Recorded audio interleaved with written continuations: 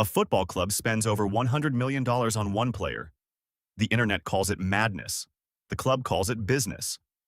Oddly enough, both can be right, because that transfer fee is almost never about buying one person. It's about buying goals, trophies, attention, sponsors, and sometimes even time itself. Sounds ridiculous. Until you see the math. Here is exactly how it works. First, the simple version. When a club buys a player, it is not buying the player as a person. It is buying the right for that player to leave one club and join another. Think of it like paying to end a contract early. Expensive paperwork, with better hair. So why would anyone pay $100 million?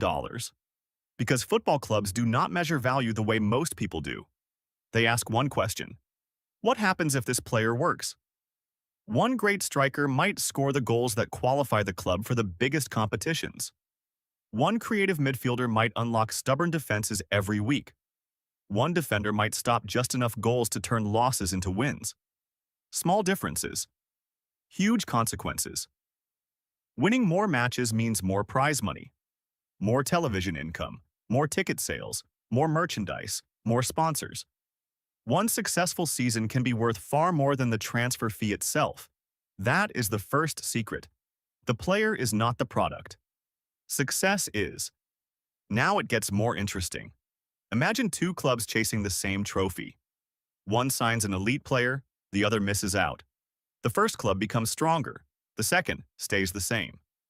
In football, standing still often feels exactly like moving backwards. Whether you like it or not, the market keeps moving anyway. That is why clubs sometimes spend huge amounts, even when the price looks absurd. They are paying for the player. They are also stopping rivals from getting that player. Same transfer, different consequences. There is another piece most people miss. The headline says, $100 million. But clubs usually do not hand over every dollar on the same day. Payments are often spread across several years. Accountants everywhere suddenly become the most important people in football. Not the sentence you expected today. Clubs also spread the cost of the transfer across the length of the player's contract in their financial accounts. So while the headline number grabs attention, the yearly financial impact can look very different behind the scenes. Of course, none of this guarantees success. Some expensive signings become legends. Others struggle with injuries, confidence, or simply fitting into a new team. Football is still played by humans. Annoyingly unpredictable humans. That uncertainty is exactly why transfers feel like investing in a startup. You are paying today because you believe tomorrow will be worth much more. You can see this every transfer window. Fans argue about prices. Pundits argue about value. Clubs quietly calculate something else: expected future returns.